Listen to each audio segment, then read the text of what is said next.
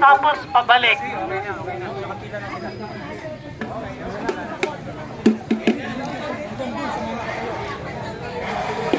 Hanggang sa may mga polis daw. Mary Jane Veloso! Palayain! Palayain! Mary Jane Veloso! Nakanyanyahan po namin ang mga nandito sa komunidad para po sumama sa amin panawagan, marcha ng panawagan para sa pagpapalaya kay Mary Jane Veloso.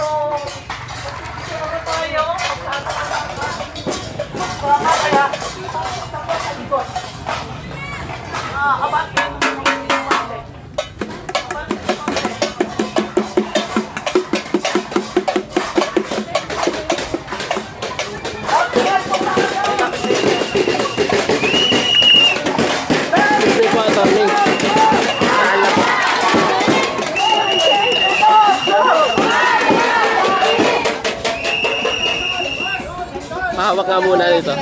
Yan, thank you. Oops, sorry. Ma'am, tabi ka lang, ma'am.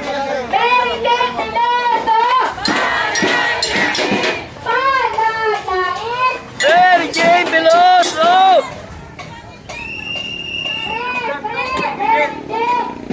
Bilen!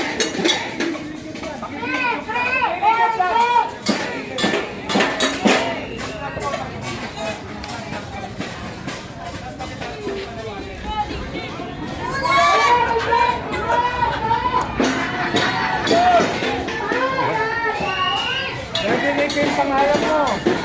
Yun ang order mo.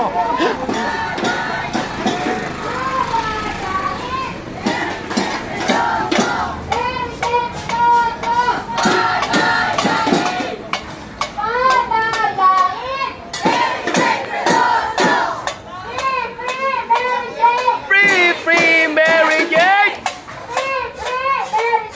Free, free Mary Jane! Ayun po, nakikita ang iba't ibang mga magkagawa sa buong mundo para suportahan ang panawagan na magpapalaya Press kay release Mary yan. Jane. Dahil po nasa labas Kunin ko sa'yo ng mamaya. bansa ang mga migrante manggagawa, alam po nila ang kinahinatnan ni Mary Jane at maaaring kahihinatnan nila dahil sa pagpapabaya ng ating gobyerno sa kanilang kalagayan pag nasa labas ng bansa. Alam po natin yan, maraming nang nakukulong, maraming namamatay at maraming nauuwi na bangkay na pagdating dito. Isa lang po si Mary Jane, na biktima ng human trafficking, illegal recruitment at mga estafa. footage siya. Hindi lang po siya ang nabibilin sa mga Nakalandra biktima. Kaya nananawagan po tayo, nananawagan kami na dapat palayain na si Mary Jane dahil wala siyang kasalanan. Pinayagan na siya ng Indonesian government para makauwi dito. Pero anong ginawa ng ating gobyerno? Kinulong pa rin kahit wala siyang kasalanan. So, ngayon po,